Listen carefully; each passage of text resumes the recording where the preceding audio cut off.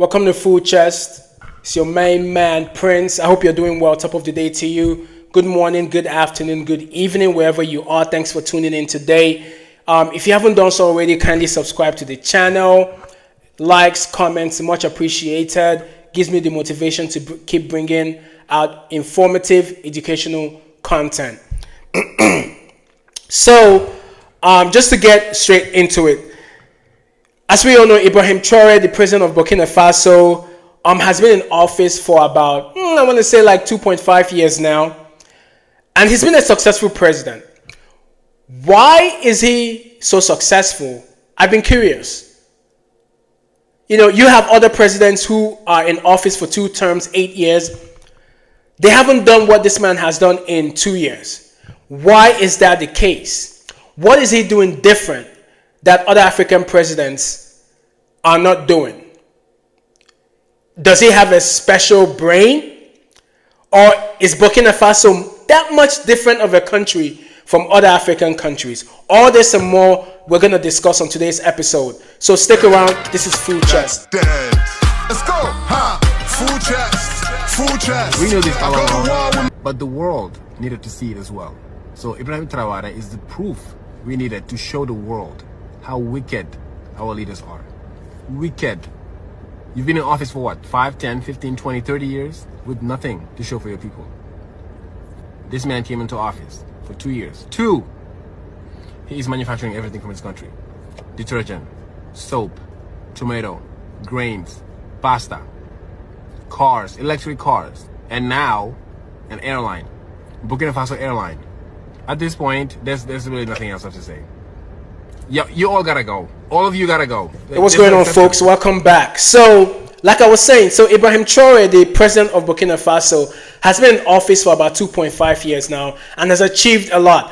I myself was surprised. I was going through some of the things that this man has done as a 36-year-old president, and it's kind of impressive. I'm going to go over the list a little bit, and then kind of discuss my reasoning to why he's been so successful.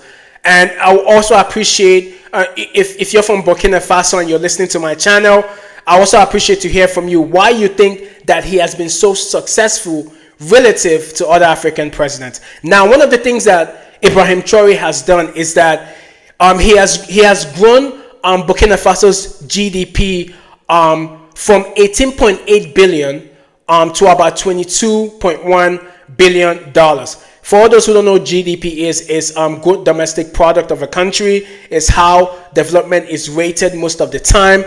Also, he has also, apart from like kind of growth and economic things, he has also done remarkable things when it comes to social cases and social relations, and also kind of symbolic relations as well.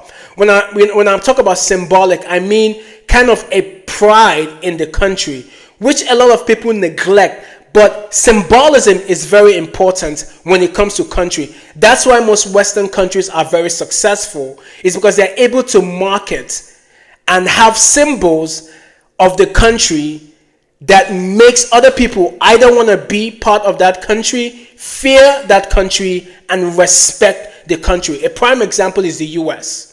The US is very much known for this, right?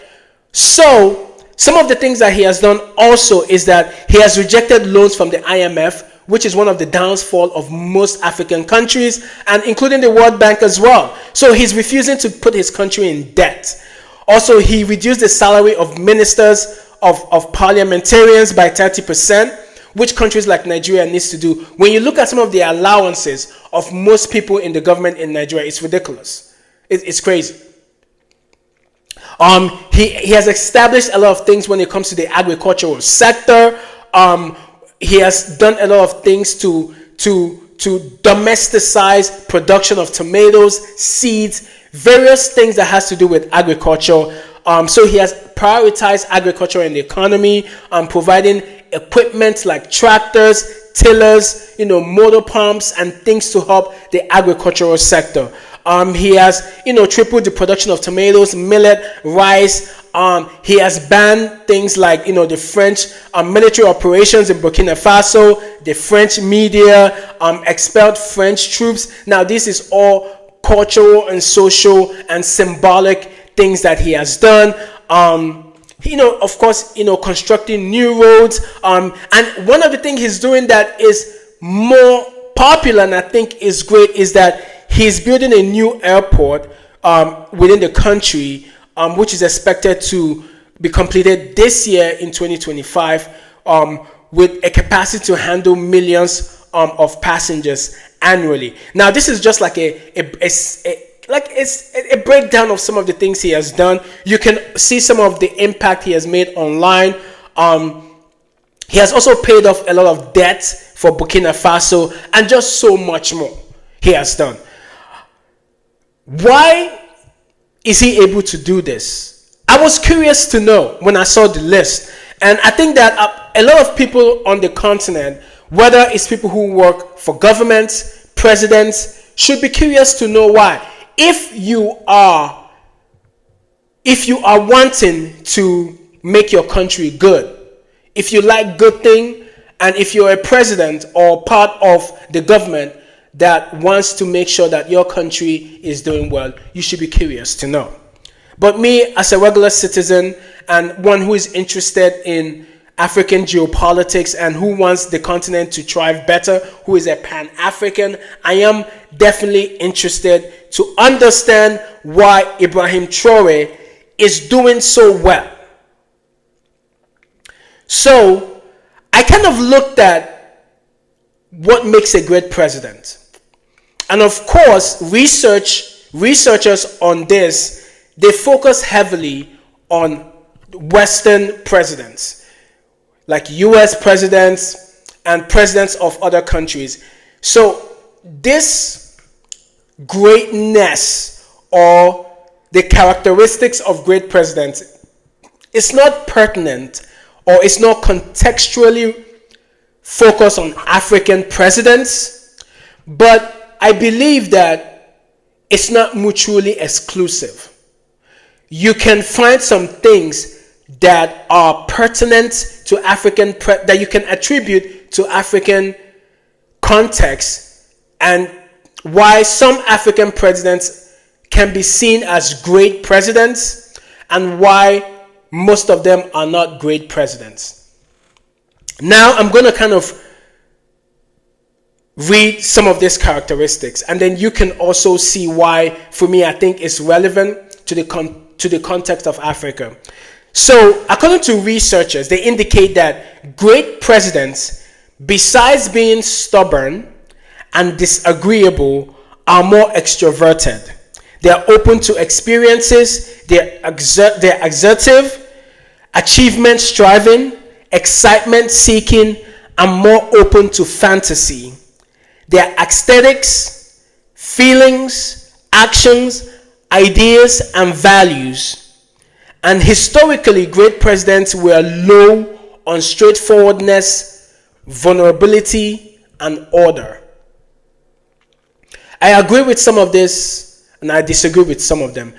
You can't put all presidents in a box. I think people have various ways of leadership, and some of these characteristics you can find in some presidents, and you might not find them in other presidents, which doesn't mean that they're not great leaders. Now, back to African presidents. I think that one of the characteristics that I believe that is important when we talk about African leaders is, open to experience. Some of them lack that. And also, they're not as assertive as I would like them to be.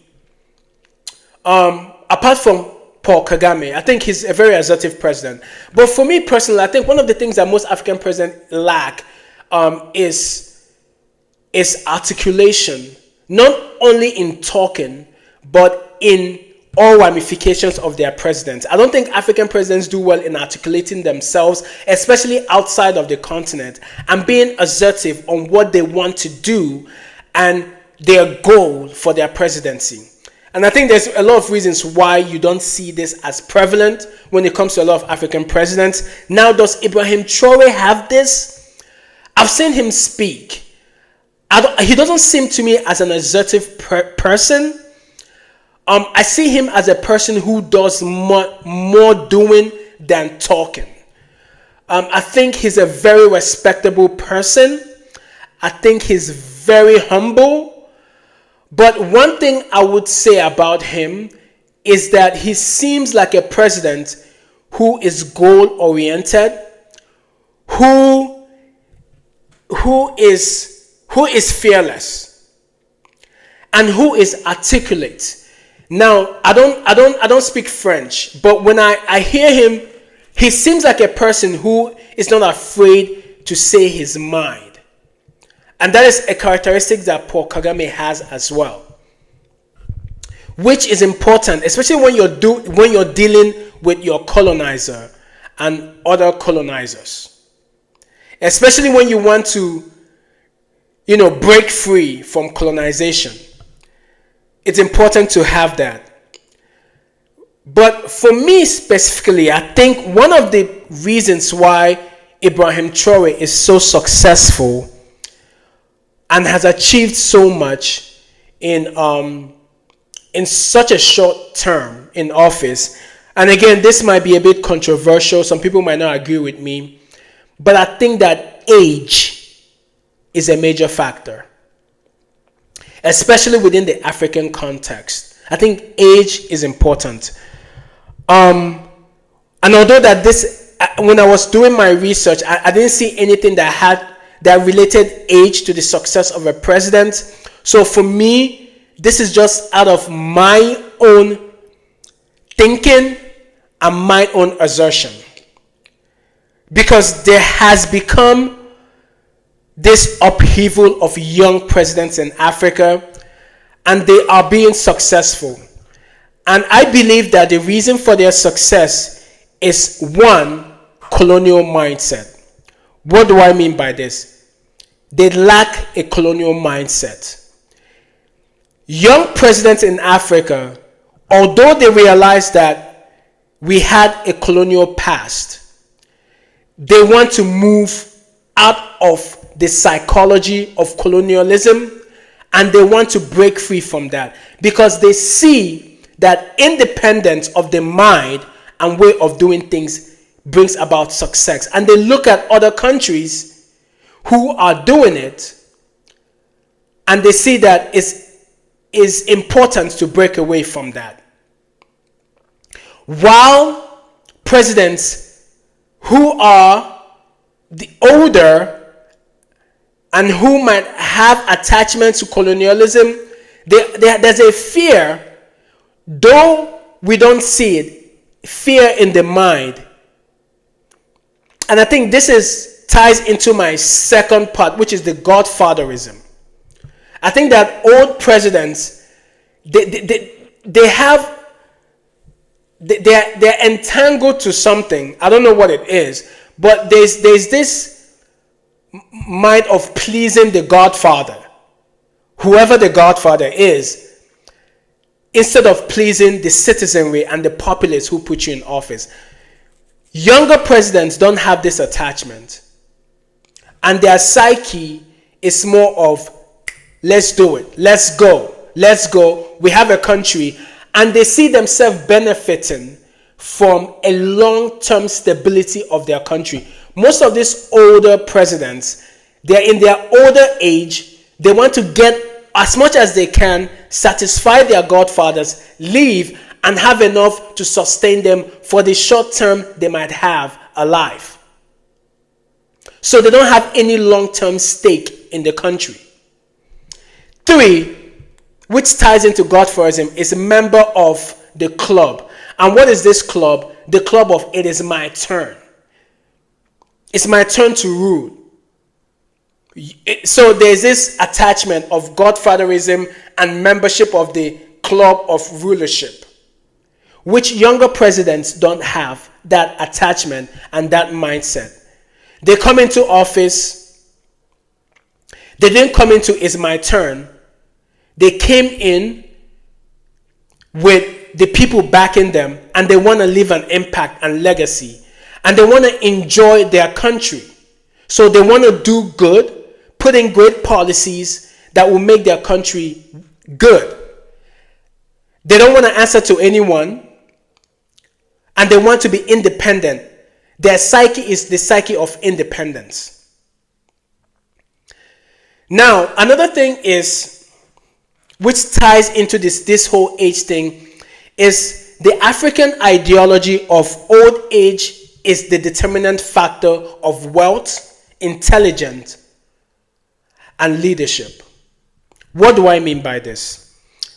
Now, there's this whole perception within Africa that you can only amass a certain level of wealth if you're a certain age. You can only become a leader if you're a certain age, which is false, especially in the days and time we are. A prime example is, now, one of the reasons why Afrobeat is very successful and Afrobeat is helping a lot of people on the continent of Africa, is alleviating people from poverty, is because there is freedom in putting out the music, the content through social media. If producing music and putting out content in African countries was tied to policy or tied to government, they will stifle it. Because they will be like, oh, how can these young people be richer than us? How can these young people be driving Benz than us? It's the mentality that if you're not 50 plus, you can't drive a Benz. So this mentality is very destructive when even it comes to governance on the African continent. The older presidents have this mentality, while the younger presidents don't have this mentality, which is why they want an economy that allows everybody to thrive no matter how old you are. They want to attract investments. They want free press, free media. They want, because do you know what happens? It brings about recognition. It brings about all sorts of income for young people to thrive. There's no competition of wealth amongst people in the same country. If you can do it, do it. I believe this is an important factor as to why a lot of young presidents are much, much successful than older presidents, because they are fighting with younger people in the population. We see this in Nigeria a lot, where, if a young person has a good phone, is driving a Benz, it's like, why is he driving this Benz? He must be doing something illegal. It's a mindset that holds the African economy back a lot. And I think that the younger presidents don't have these characteristics in their psyche. That is why they are successful, and that is why they will continue to be successful. So in all, why is Ibrahim successful? I understand there are other factors as to why he's successful, but I truly believe is the fact that he's a younger person who has a great team, of course, who the country supports, but his mindset and his psyche has a lot to do with it. I believe that more African presidents or more African countries should elect younger people to govern their country. There will be better change, because younger people are fearless. They want the best for the country because they're going to be in that country for a longer period of time. So they want the country to be successful economically, politically, and otherwise. These are some of the reasons why I believe Ibrahim Traore has been successful. If you think so, or if you agree or disagree, let me know through your comments and let's have the conversation. Once again, this is Full Chess. Kindly subscribe to the channel, and until we meet again, peace and love. Full